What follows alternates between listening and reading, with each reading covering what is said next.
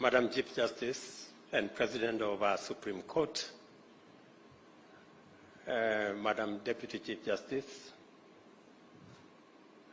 Chief Justice Emeritus, the Honorable Willie Mutunga and the Honorable David Maraga, Chief Justices from various parts of our continent, judges of the Supreme Court, distinguished judicial officers from different parts of our continent, ladies and gentlemen, and our visitors, good morning and welcome. Welcome to Nairobi and welcome to Kenya. I join Madam Chief Justice for the convener of this symposium in welcoming you to both Nairobi and Kenya. Let me volunteer some information about Nairobi and about Kenya. About Nairobi, this is the city that has a national park within 10 minutes from your hotel.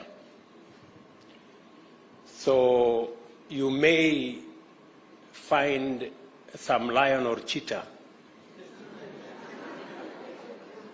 because sometimes they escape from the national park.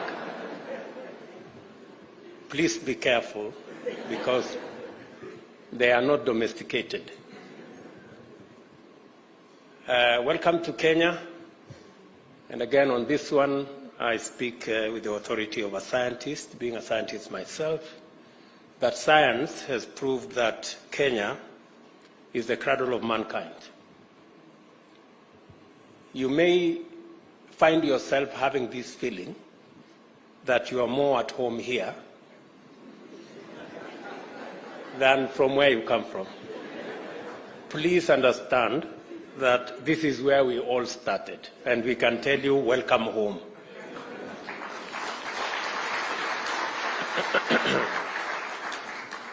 And it is inspiring to be here to witness Africa's judicial leadership as you mobilize your judicial authority, intellectual power, and moral commitment to intervene in our generation's defining struggle.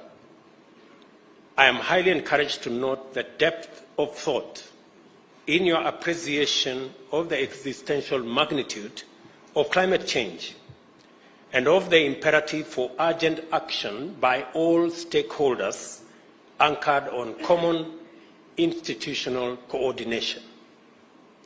Although climate change is a universal existential threat, there is good reason for Africa's institutions and leadership to drive the agenda of mitigating its effects and eliminating the human activity that is driving it. The first reason is the fact that Africa is by far the least polluting continent, yet it is by far the most adversely affected by climate change. The entirety of industrial and economic activity from all of the continent's economies contributes less than 5% of the global greenhouse gas emissions. These emissions are the cause of a steady and dangerous rise in global temperatures, which have resulted in the extinction of plants and animal species, rise in sea levels, disruptions in climate patterns, drought, and desertification. The brunt of these adverse effects and impacts has been borne by vulnerable African populations residing in less developed parts of the world. Droughts are more frequent and more severe. Our region has undergone a 5-season-long drought, which has decimated domestic and wild animal populations, wiped out food crops, disrupting and threatening the lives of millions of people. Water stress caused by climate change has been devastating, both directly and as a driver of conflict over water and pastures. Poverty has been exacerbated by loss of livestock, which forms the mainstay of pastoralist economic livelihoods, and massive crop failure, which weakened the foundations of farming economies.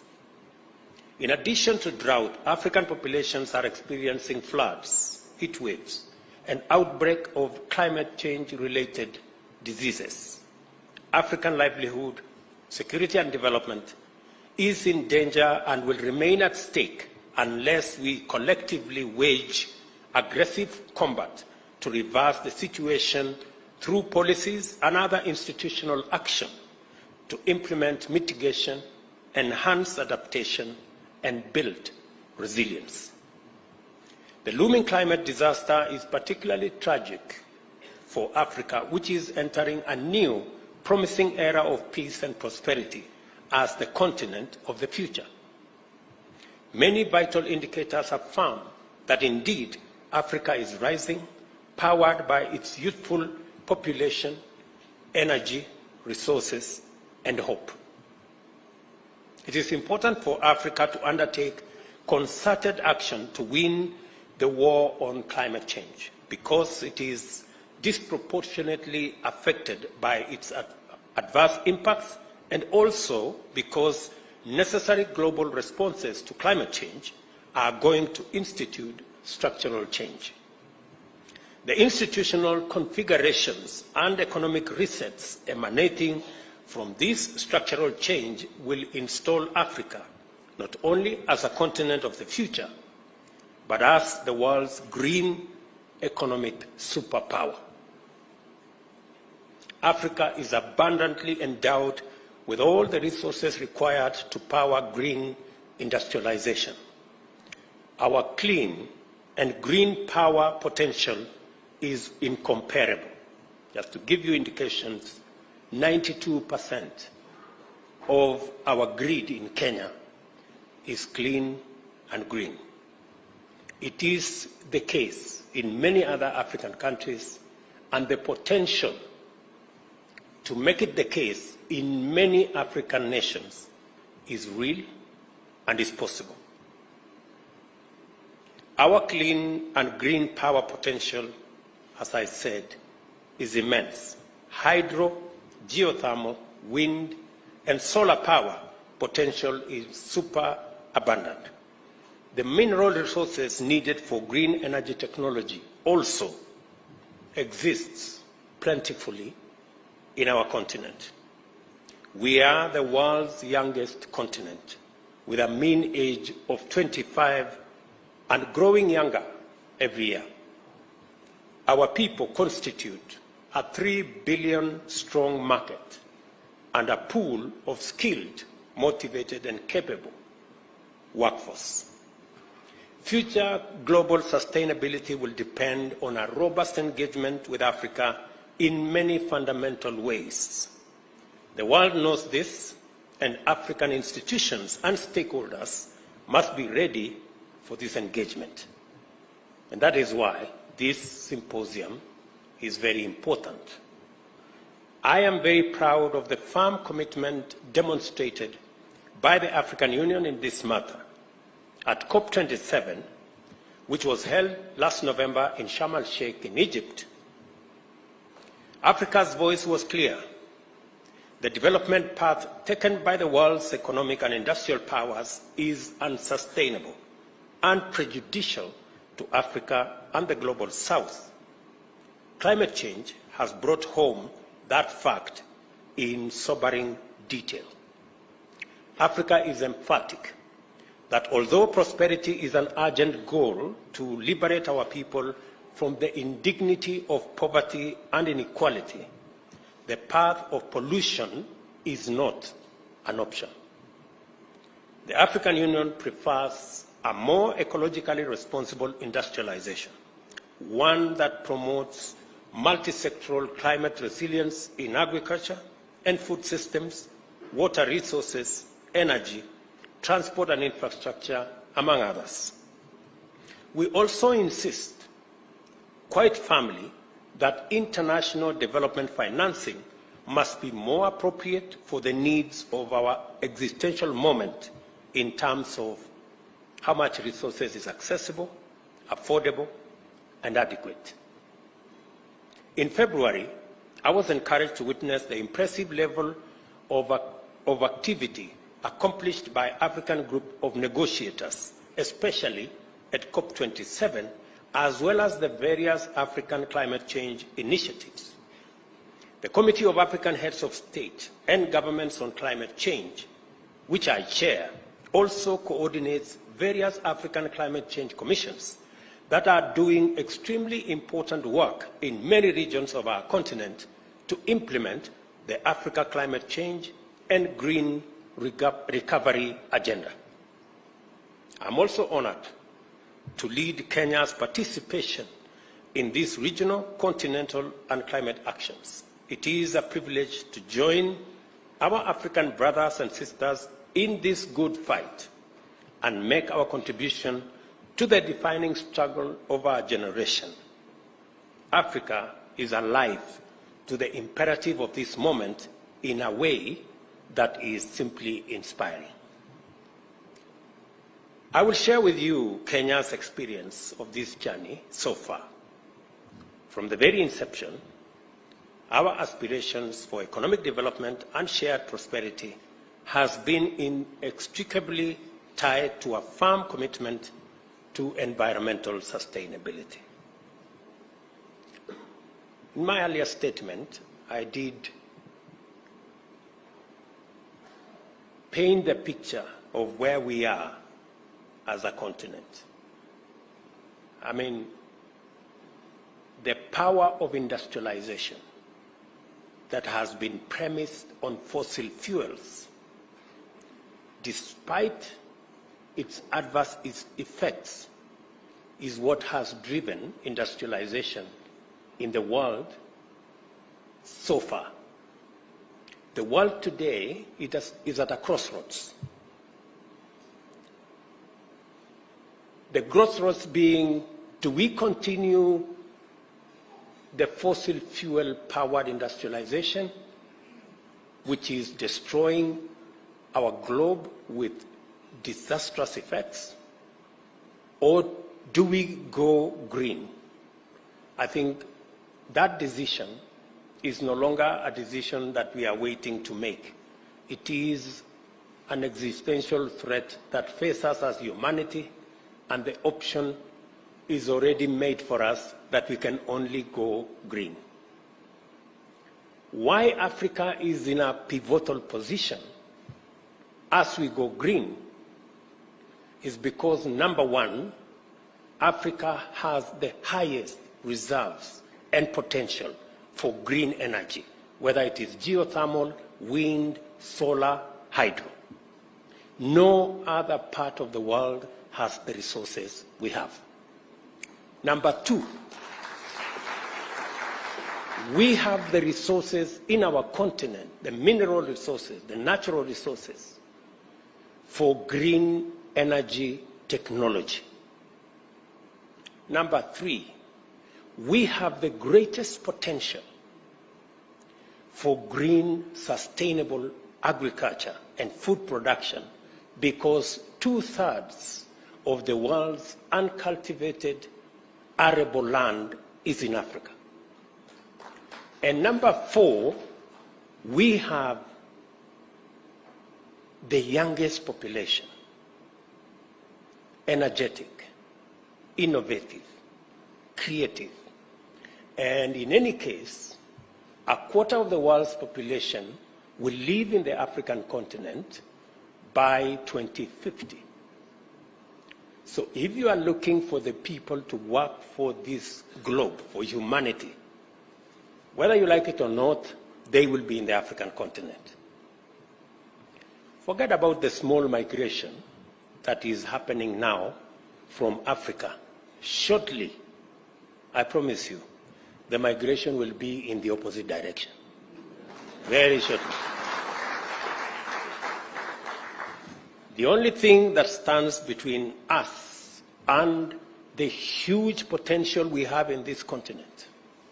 And I want to encourage you as Chief Justices of our continent, the only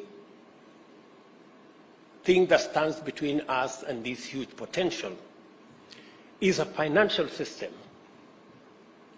that was designed to serve a different time. And that is why we are insisting that we must rethink the international financial system to align it with the reality and the imperative of this moment. It is not sustainable anymore for us, the IMF and the World Bank and the International Financial Institution in its current configuration.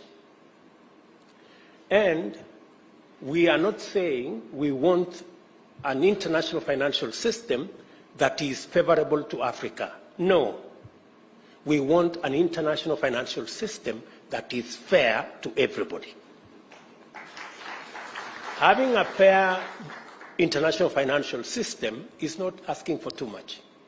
I think it's just asking for what is fair. We want to access development resources at the same rate as everybody else is. It is a fallacy for anybody to imagine that it is possible to grow any part of the world to the exclusion of any other part of the world. Because whether we like it or not, we share this globe. And if today anybody imagines that climate change is affecting the global south more than the global north, it won't be for long. Shortly, we will all either float or sink. So the sooner we have a fair international financial system that makes it possible for us as humanity to exploit all the resources available to us in a sustainable manner, the better for all of us as humanity. The sooner we get ourselves there, the better. As a continent, we want to have a conversation that is balanced. Even as we demand for a fair international financial system, Africa will be coming to the table with our assets. We will not be coming to the table in any other manner. We will come to the table with our assets. We have tremendous renewable energy resources that can power green industrialization, green sustainable agriculture. We will be coming to the table with millions of enthusiastic, hardworking, innovative, creative young people. We will be coming to the table with our natural and mineral resources that can be used for green technology to power the world's future. We will be coming to the table with a huge 3 billion African market. So we will be coming with assets. And I think, good people, we must make our case unapologetically so that we can occupy our place on the table. Because I am told, if you are not on the table, you possibly could be in the menu.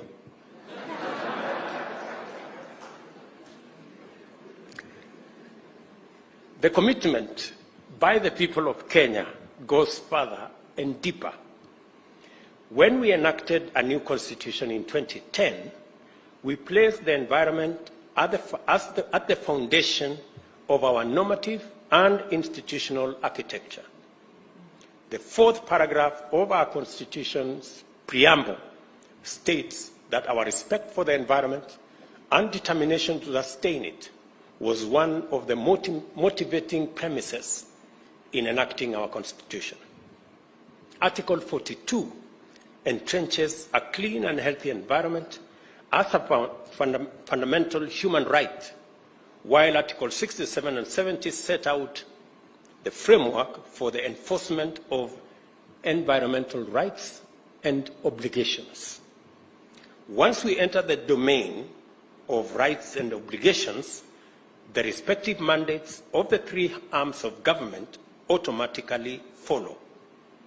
Article 21, the state is required as a fundamental duty to take legislative, policy, and other measures required to actualize these rights.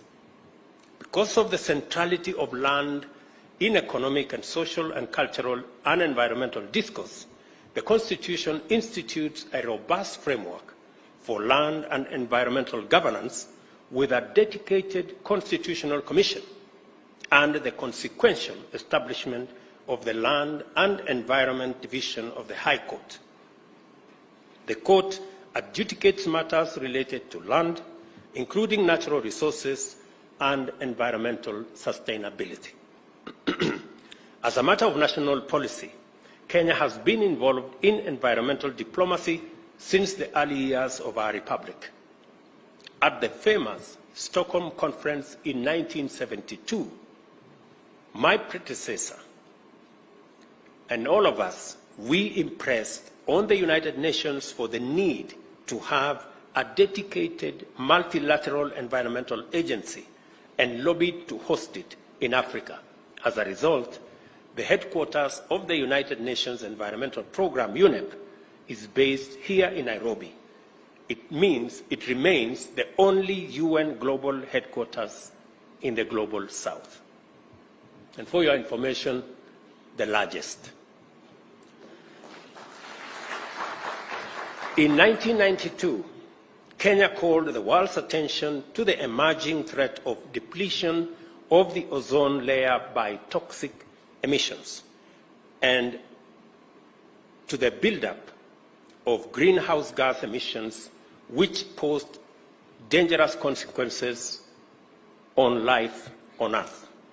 Today, we remain strongly committed to our national tradition of championing ecological responsibility throughout the world, but starting here at home. In 2016, Parliament enacted the Climate Change Act, providing us the institutional framework to anchor the national response to climate change. It also legislated the Environmental Management and Coordination Act, which sets out the principles, standards, and procedures for the sustainable use, conservation, and management of the environment and all our natural resources. In December last year, I launched a national tree planting drive. The Forest and Rangeland Restoration Initiative aims to grow 15 billion trees by the year 2030, and this will increase the national tree cover from the current 12.3% to 30%, which will be 3 times the constitutionally mandated minimum of 10%. It will further contribute to our African Landscape Restoration Initiative target, as well as other initiatives to restore degraded lands, forests, and water towers. The Government of Kenya is also taking measures to ensure that every ministry, department, and agency aligns its policies, strategies, programs, and projects with our green agenda.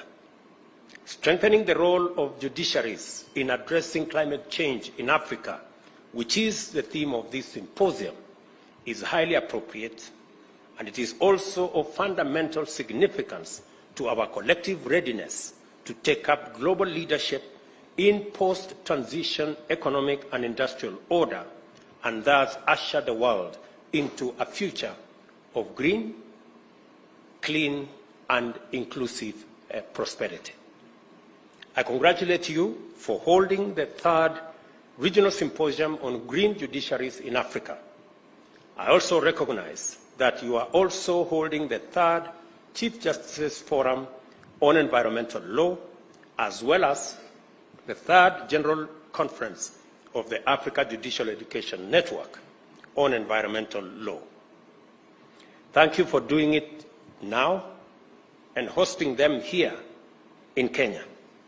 We are deeply honored to be your hosts, and I hope that we have lived up to your reputation to our reputation of legendary hospitality, magical attraction, and delightful experiences. Critically, this event demonstrates beyond any doubt that our judiciaries have come of age. We cannot take this development for granted because our judiciaries will determine whether Africa's institutions exist and are ready to handle the immense mandate that a green future entails for all of us and for the world.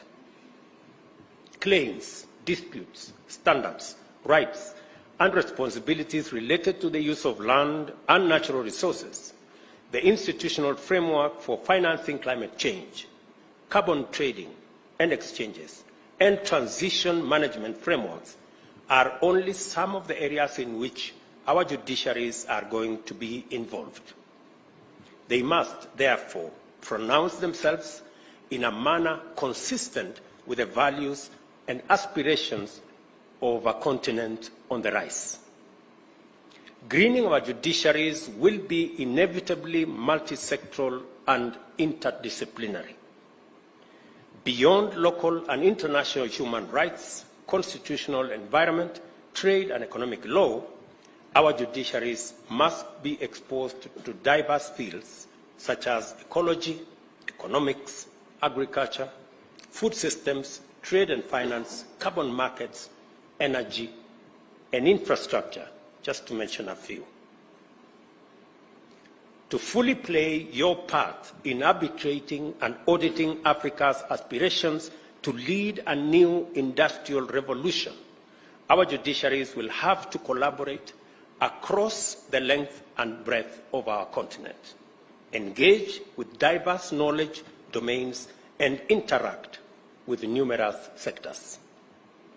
They should also formulate a unified understanding of sustainability as the guarantor of prosperity, peace and security, ecological integrity, and human well-being. Your decisions will matter a great deal. They will shape climate governance and enhance environmental justice by promoting accountability for environmental harm and facilitating collective action by all stakeholders. A few days ago, the UN General Assembly passed a resolution that the International Court of Justice renders an opinion obligating the world's biggest emitters to take responsibility for their actions. I equally challenge our judiciary to be creative and imaginative and develop jurisprudence that will enhance climate action based on the polluter pays principle.